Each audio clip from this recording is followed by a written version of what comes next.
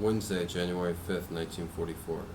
Dear Kitty, I have two things to confess to you today which will take a long time, but I must tell someone, and you are the best one to tell, as I know that, come what may, you always keep a secret. The first is about Mommy. You know that I've grumbled a lot about Mommy, yet still tried to be nice to her again. Now it is as suddenly clear to me what she lacks.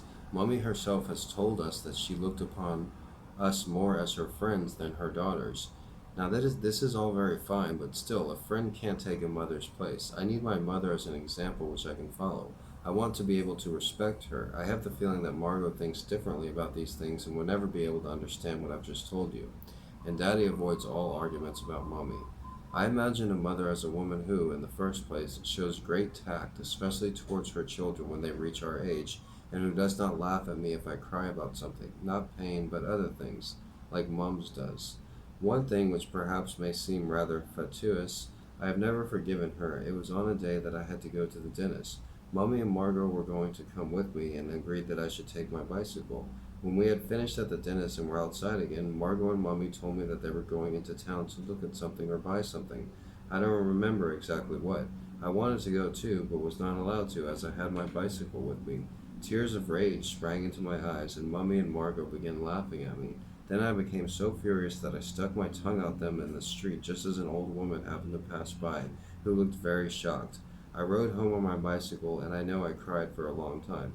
It is clear that the wound that Mommy made then still burns when I think of how angry I was that afternoon.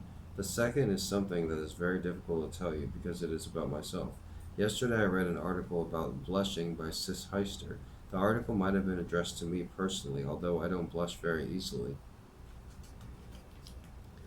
The other things in it certainly all fit me. She writes roughly something like this, that a girl in the years of puberty becomes quite within and begins to think about the wonders that are happening to her body. I experienced that too, and that is why I get the feeling lately of being embarrassed about Margot, Mummy, and Daddy. Funnily enough, Margot, who is much more shy than I am, isn't at all embarrassed. I think what is happening to me is so wonderful, and not only what can be seen on my body, but all that is taking place inside.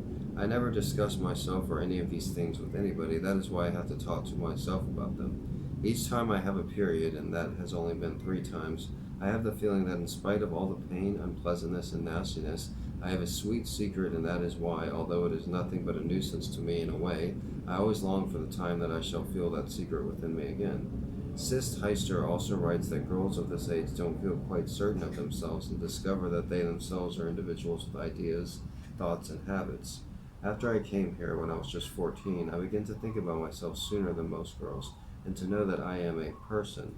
Sometimes when I lie in bed at night, I have a terrible desire to feel my breast and to listen to the quiet rhythmic beat of my heart.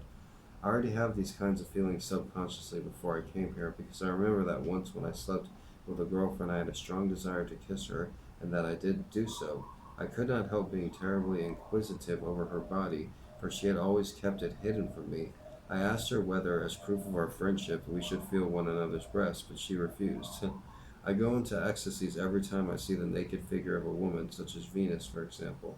It strikes me as so wonderful and exquisite that I have difficulty in stopping the tears rolling down my cheeks. If only I had a girlfriend.